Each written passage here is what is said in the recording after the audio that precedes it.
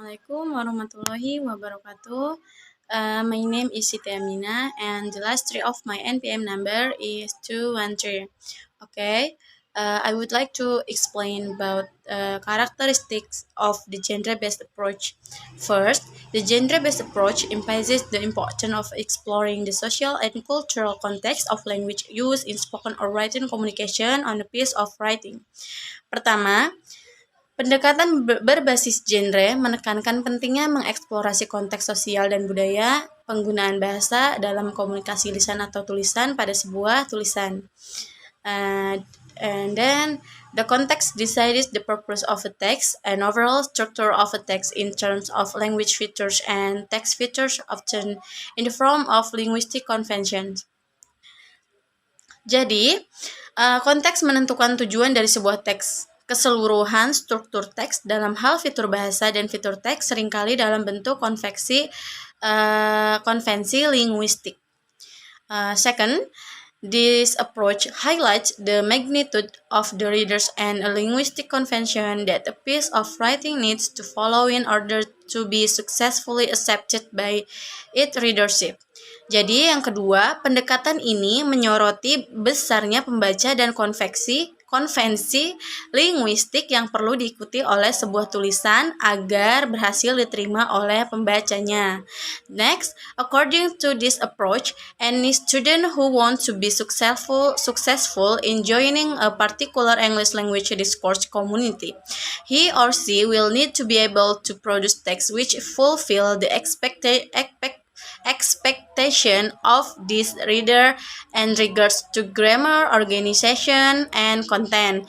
Jadi, menurut pendekatan ini, setiap siswa yang ingin bergabung dengan komunitas wacana bahasa Inggris tertentu, ia harus menghasilkan teks yang memenuhi harapan pembacanya dalam hal tata bahasa, organisasi, dan konten.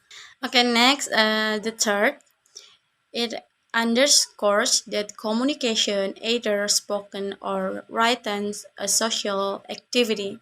This notion originated from the social cultural theory initiated by Vygotsky. Jadi ketiga, menggarisbawahi bahwa komunikasi baik lisan maupun tulisan merupakan kegiatan sosial budaya yang digagasi oleh Vygotsky. Menurut teori ini, pengetahuan paling baik dibangun ketika peserta didik berkolaborasi bersama, mendukung satu sama lain untuk mendorong cara-cara baru untuk membentuk, membangun, dan merefleksikan pengetahuan baru.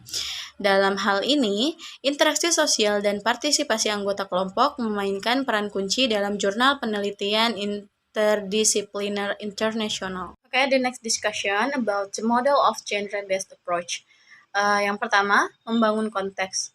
Diperkenalkan pada konteks sosial suatu model otentik dari teks jenis yang sedang dipelajari. Terus menjelajahi fitur dari konteks budaya umum yang mana jenis teks yang digunakan dan tujuan sosial itu tercapai. Jelajahi konteks situasi langsung dengan menyelidiki register teks model yang dipilih berdasarkan tujuan kursus dan kebutuhan pembelajar. Yang kedua, pemodelan dan dekonstruksi teks. Pada tahap ini, siswa menyelidiki pola struktural dan bahasa fitur model.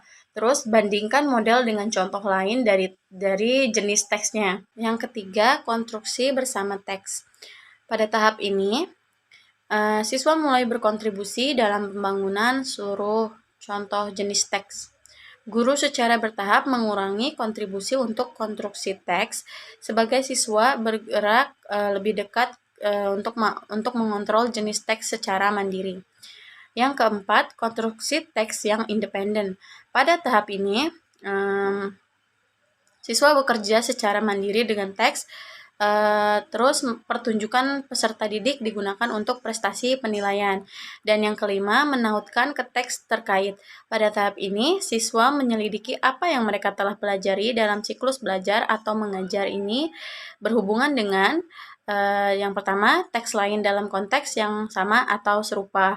Dan yang kedua, masa depan atau masa lalu siklus pengajaran dan pembelajaran. The next discussion will be explained by Kanadifah Az-Zahra. Terima kasih.